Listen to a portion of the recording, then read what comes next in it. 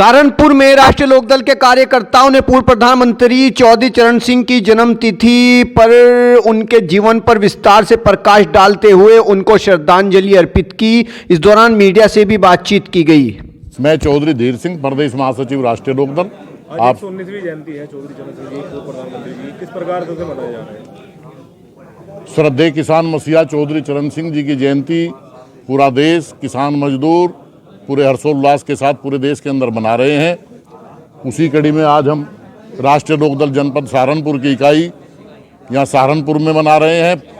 प्रतिमा पर हवन यज्ञ करके माल्यार्पण करके मूर्ति पर आए हैं और यहाँ पंजाब होटल में अब विचार गोष्ठी का आयोजन किया जा रहा है।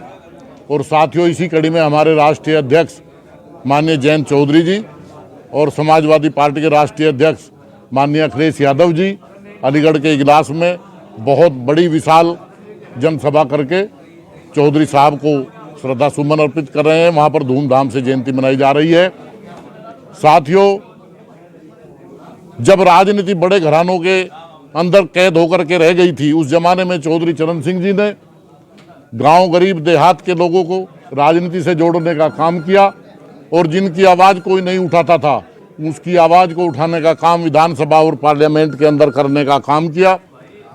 साथियों, स्वर्गीय चौधरी चरण सिंह जी ने जमींदारा खात्मा करके, चकबंदी कानून बना के, नाबार्ड की स्थापना करके, पटवारी राज का खात्मा करके 18,000 पटवारियों लेखपाल की नियुक्ति करके और उसमें 18% अनुसूचित जाति को कोटा दे करके उल्लेखनीय काम किए हैं, जो कीर्तिमान है इस देश के अंदर।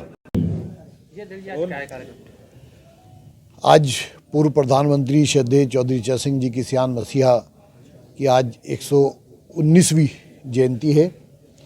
पूरा देश के साथ साथ राष्ट्रीय लोकदल आज इस दिन को प्रत्येक वर्ष किसान दिवस के रूप में मनाता है।